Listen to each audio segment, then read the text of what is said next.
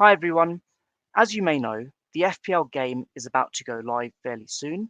If you want to know approximately when, watch my video in the description below. With the relaunch being fairly imminent, I decided to make some final changes to my draft on FPL.team.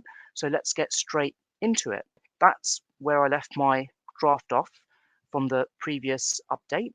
And having had a think, I decided that actually, as balanced as it may seem, there are some changes I definitely want to make. So Cresswell is someone I want to get rid of straight away. I feel that, like, defensively, West Ham didn't offer a lot last season. I can't see them offering more this season as well. And I definitely want to get a Man City defender in due to their good run of games. So one player that I'm going to look to get in, subject to him starting as well, of course, is Stones. So in he comes.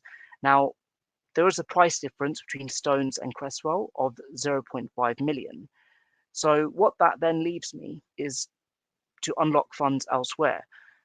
And De Bruyne, I feel that there are question marks on whether he will start from game week 1 onwards. So a like for like move, taking him out, bringing Mohamed Salah in, and of course Salah's got that fantastic record for game week 1 games as well, so it makes total sense. And just for the benefit of the update, no change with the money in the bank there. So what I'm now going to do is also get rid of Riyad Mahrez. As good as he can be, he's just too much of a rotation risk. Of course, the curtain raiser at the Community Shield might give indications on whether he starts or not. But for now, I just wanted to get rid of him. And the player I'm willing to bring in, probably a placeholder, because I feel that in his place, if Maddison is the right price, it could easily be him.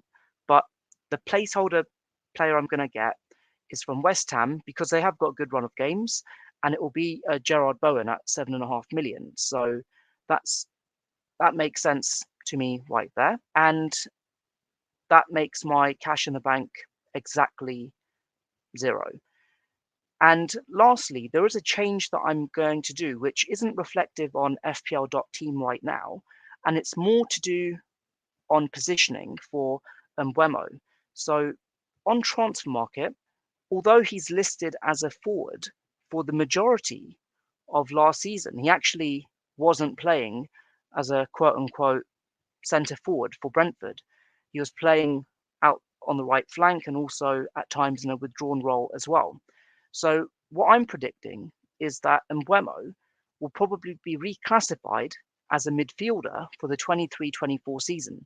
So coming back to my draft here, although Mbeumo has been my go-to pick in that 6.5 million slot, I think that he's going to be a midfielder. And if he is going to be a midfielder, it will mean that I would have him in instead of March in that 4th starting midfield slot. And instead, I'll then need a 6.5 million forward. So what this leads me to is a change. And there we have it. So Mbeumo is now my 6.5 million midfielder, hopefully, provided that the indications are correct that he will be reclassified. And I would be surprised if he isn't, but that would be a go-to slot 6.5 starting midfielder if he is reclassified.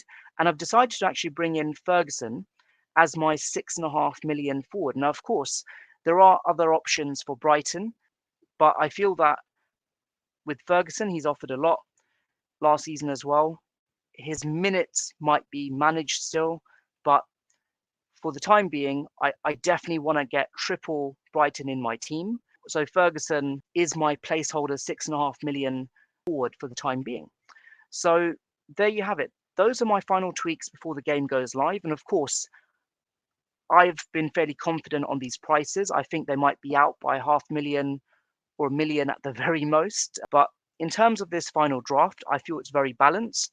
I've got a healthy cover of players who have a good run of opening games across the board. And with Mohamed Salah, Saka and Haaland, who are absolute must-haves, there's a good balance there. The only player I feel that I'm really missing in this draft is Trent Alexander-Arnold. I'd absolutely love to shoehorn him into this draft, but it would essentially mean I'd have to probably downsize Jarrod Bowen, which I could still do, and then upgrade perhaps one of my Brighton defenders potentially. But then that would make the team a bit more lopsided.